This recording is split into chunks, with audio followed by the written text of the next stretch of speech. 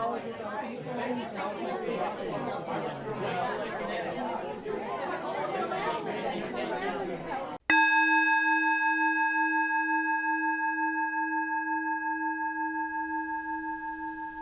morning and welcome to the Holston Valley Unitarian Universalist Virtual Church.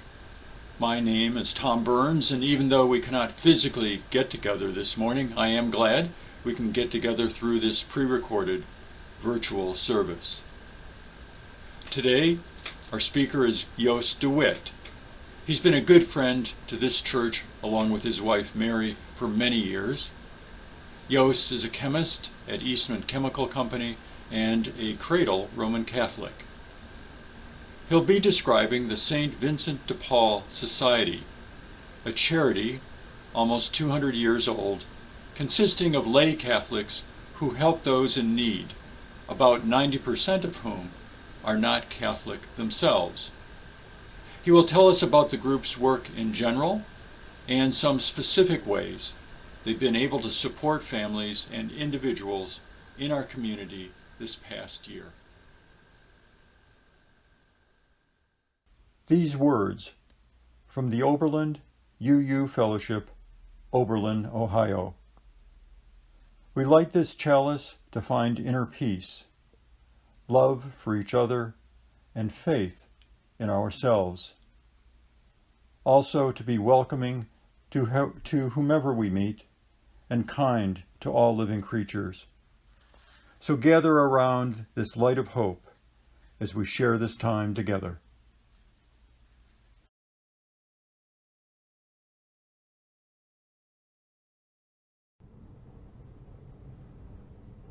Hello, I am the Reverend Tiffany Sapp, and I am delighted to be with you here today.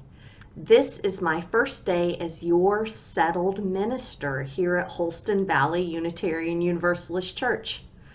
Because pre-recorded services require so much lead time, you'll be hearing my first sermon next week. But I had to take the opportunity to say hi and that I'm so grateful to be with you. I have been thinking a lot about what this first year together will look like for us.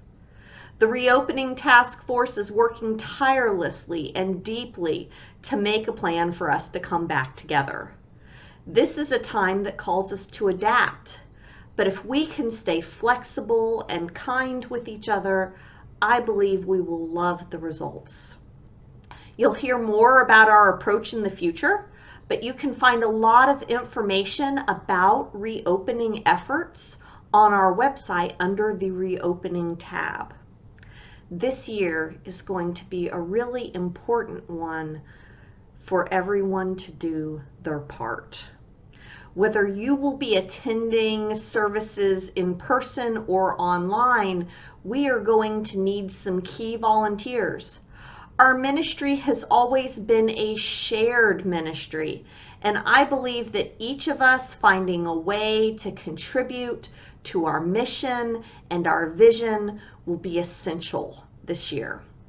Keep an eye out for more information about what you can do to make our transition to multi-platform services a success. And most importantly, I want you all to know that I am here to support you.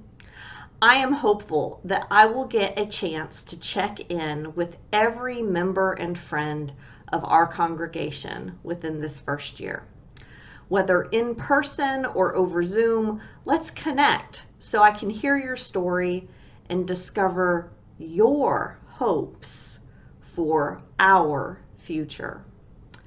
I am amazed to be here, and I am so grateful for each of you. And I will see you soon. We all have different reasons for gathering here each week, but we have this much in common. We work together as a church to transform ourselves, our community, and our world by sharing love, pursuing justice, and seeking wonder.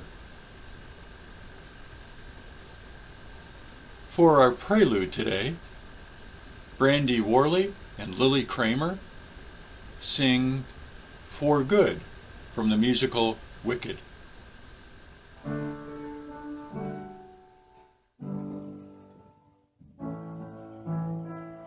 I've heard it said that people come into our lives for a reason, bringing something we must learn, and we are led to those who help us most to grow if we let them, and we help them in return. Well, I don't know if I believe that's true, but I know I'm who I am today because I knew you.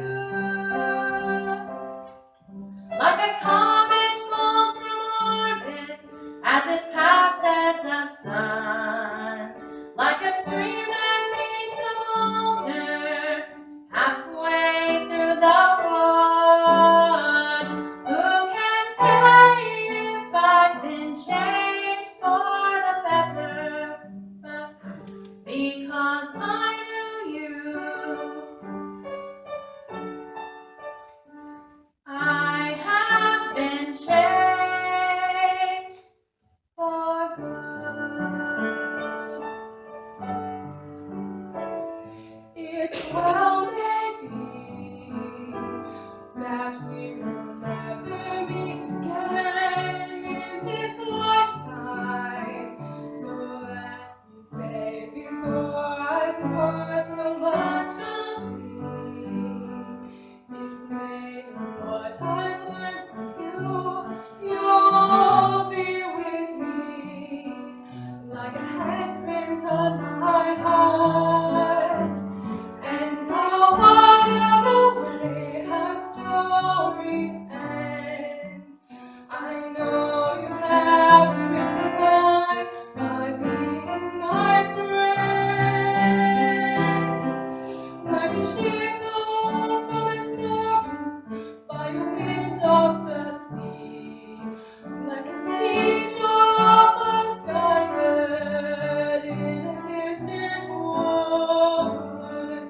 Who can say if I've been changed for the better?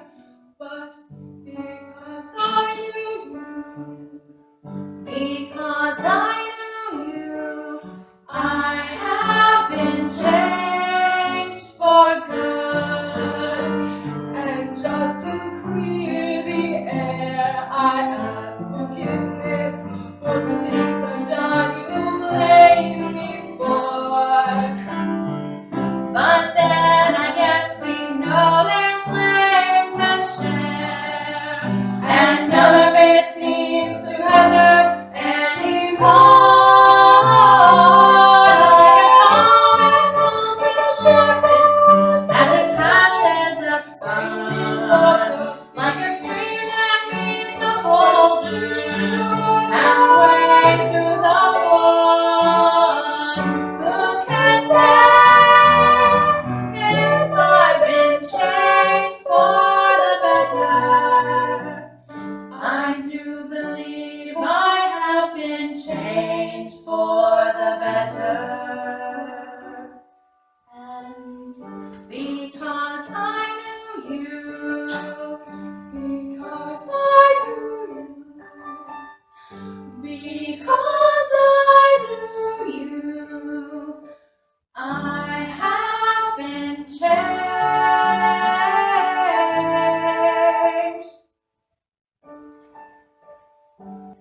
for good.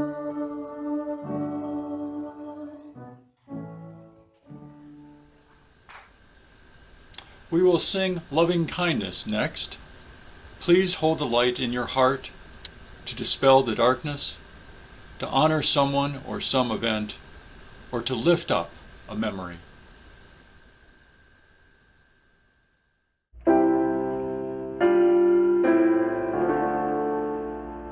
May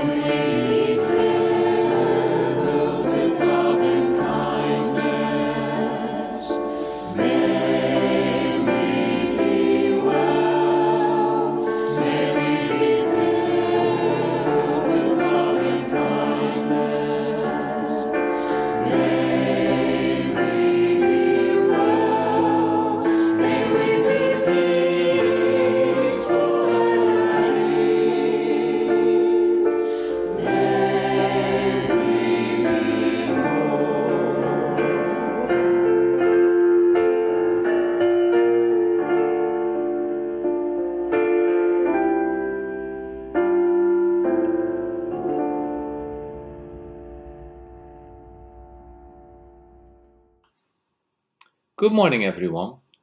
It's my pleasure and honor to be your guest speaker and provide today's sermon. I'm Catholic, attending St. Dominic's Church in Kingsport. In our church organization, I've been serving as the president of an organization called St. Vincent de Paul for the last 5 years. It has been a very rewarding experience for me, and I'd like to take this opportunity to tell you all about it. I will start with explaining who we are and provide a little bit of history on how we got there. Then I will tell you how we work, what we typically accomplish in the course of a year, how we are integrated in our community, and conclude with the spiritual underpinnings of why we do what we do. We are a small group of about 15 parishioners, and our group name is called a conference, and we think of ourselves as Vincentians. We abbreviate our organization as SVDP in discussions. Our aim is to help mostly poor people in times of crises. We have a phone helpline, typically Monday through Thursday at 9 a.m., but people can also email the church and request help on our website. The help we provide can be divided into 5 main categories. These categories include utilities such as power and water, food assistance, housing in general, rent, deposits, things of that nature. Also medical and dental. We work with organizations such as Providence Clinic, Friends in Need, Miles for Smiles for dental. And then the last one is family assistance, especially for young single mothers or poor families. What sets us apart is that we visit the people who need our help at their homes or where they reside at that time and truly interact with them. Let's go back in history for a few minutes and see how we arrived at what's currently a large global SVDP organization today, and look at the beginnings of the Society of St. Vincent de Paul in the midst of a political, social, religious, and economic turmoil of early 19th century Paris, France. It was started by a 20-year-old student named Frédéric Ozanam at the University of Sorbonne, who was appalled by the conditions he saw in Paris. At a student meeting, another student challenged Ozanam and other practicing Catholics, admitting that while the Catholic Church had done a lot of good work, at the moment they didn't really see what it was doing. As a result, Ozanam, together with a couple other students, founded the very first conference of charity to assist the poor. Shortly thereafter, they changed the name to the Society of St. Vincent de Paul in honor of the patron saint. Just 12 years after founding in France, the Society of Vincent de Paul established roots in the United States. In November 1845, the United States Society of St. Vincent de Paul was established at a cathedral in St. Louis, Missouri. Today, the US has around 100,000 Vincentian volunteers serving their communities, working in some 4,500 Paris-based conferences across our nation. Our founding activity, still practiced today, is the face-to-face home visit, in which Vincentians visit the homes of those who they serve to identify both immediate and longer-term needs, including emergency assistance with utilities, rent, food, and clothing. This Catholic lay organization was intended to help members increase in holiness by loving service to those in need. So back to our conference today. We are funded by St. Dominic's Parish through contributions, memorials, and gifts. In a typical year, we make over 250 home visits, helping almost 900 people. We spend money on rent, keeping people from being evicted, and keeping the families together. We also spend money on power, keeping the lights on to do homework, cook, and stay warm. We spend money on water and food, and in addition, like I said, we help with dental and medical bills. The reason why I spell this out again is once you do this in person and see the need that arrives, it is a lot more personal. During this last year and a half, the need for assistance has been overwhelming. But in many cases, we'll still be able to help people move from being homeless into an apartment or keep them from being evicted. Our financial reserves have been depleted to a large extent, but we're still receiving significant contributions and will be continuing to be able to respond to many cases. We are also increasingly leveraging our resources by working with other organizations. This often involves collaboration with community organizations such as Neighborhood Services Center, the NSC here in Kingsport, the Kingsport Community Ministry Center, KCMC, KHA, which is the Kingsport Housing Authority, and others. We developed this long list of resources, sending people in the right direction we can call on. We do enter each case into the computer to keep track of them and follow up. We have noticed that many of the people we helped here were single mothers and young poor families. So allow me to give you 2 real examples from this past year. I've changed the names for privacy concerns. The first one is John. He was a patient at Providence Clinic. Our Vincentian Janet was working there, wrote me in an email the following. John has a severe speech impairment and gets confused, but he's always so sweet and has worked at part-time jobs with pay stubs all the way through this COVID thing. Because he has never worked full-time, he is not eligible for unemployment. Even if he had, he says he wants to work. He lost his last job and gave me his last paycheck, 35 hours at $7.50 an hour. He needed medical help, so he gave me his bill for the ballot assistance application. I saw that he also had a power cutoff notice attached. The bill was around $100, but after talking to the AEP, the total was actually $200, which will take him through the end of September. So I called the AEP and made a pledge. So this is what we do then. Right there on the spot, we call AEP, they know us, we give them a code, and we can pledge that we'll send him a check. In addition, he had not paid full rent at $300 a month in 5 months. The landlord's name is Jane, and John lives in an apartment over her garage. I talked to her and she said he is kind and helps around the house and mows the yard, and she just doesn't feel right about evicting him. So I talked to her and noticed that she also was having a hard time making ends meet and had a 7-year-old herself. Realizing that she's not going to evict him, I felt that she needed something just to help them both out. So I told her we would donate $500 towards her rent, which was some back rent included in that. She offered to clean our church to say thanks. This was a double win, as the rent helps both John and Jane as well as her child out. That's one really a recent case. A second email involved Jack and his girlfriend Olivia, who with their 4-month-old are staying at Model City Motel, not a place you really want to reside. They had been there for several weeks. This young couple was struggling to simply provide food and shelter for their young son. Facing eviction because they also could not pay the hotel bill, SVDP paid for the bill, paid for the rent, gave them food from our pantry and a food voucher for the baby's needs. This provided the time necessary for them to apply and be accepted for shelter at Interfaith Hospitality. Now the new name is Family Promise, where Olivia was helped in finding employment at Arby's. We spoke with the KHRA, the Housing Resource Authority, and told them that we could help them with a deposit if housing became available. Literally 1 month later, in September, they qualified for and moved into a Section 8 newly remodeled apartment at Reedy Point, formerly known as Cloud Apartments. SVDP also paid the AEP deposit and gave them a Food City voucher for groceries in their new home. Another family back on track. We meet about twice a month on Tuesday evenings, 1st and 3rd. In the past it was virtual, but now we have come back to 1 virtual and 1 in person. At my opening, I noted that I would conclude with the spiritual underpinnings of why we do what we do. So I want to share with you the opening prayer of our meetings that we read together.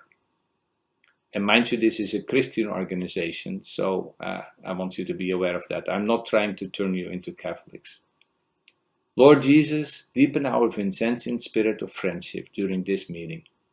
Make us responsive to the Christian calling to seek and find the forgotten, the suffering or the deprived, so that we may bring them your love. Help us to be generous with our time, our possessions, and ourselves in this mission of charity. Perfect in us your love and teach us to share more fully in the Eucharistic sacrifice offered for all. So this is the spirit of our organization, and we put our money where our mouth is. So I hope you enjoyed learning about our organization and some of the things our church does. Thank you for your attention, and I hope you have a nice day.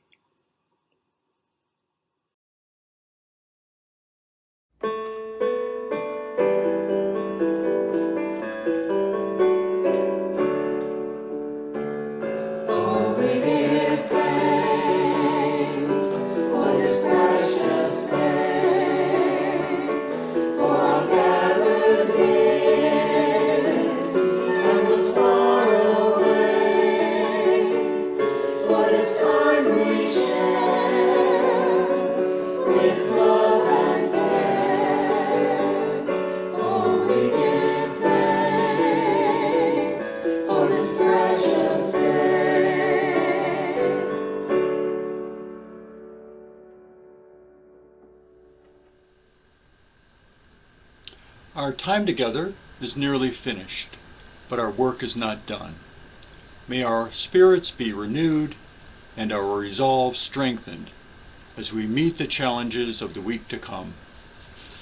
Please help me close this service now. As we extinguish this flame, let us hold in our hearts the comments of William Wordsworth.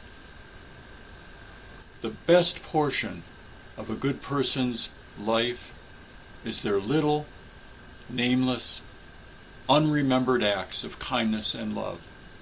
May we carry this wisdom with us to share by example with all the world.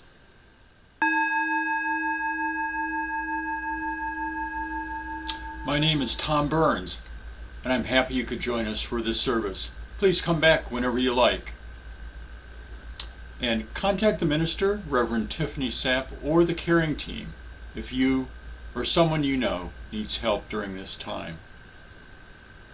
To close our service, a song by John Mayer, Waiting on the World to Change, performed by Mother Zephyr, which includes Wendy Hurl, John Frangioni, Kevin Shama, and Joe Arrington. And as you make your way through the week, remember that you are good, you are loved, we all need a little work, and we're all in this together. Nothing left to say but, yay, church!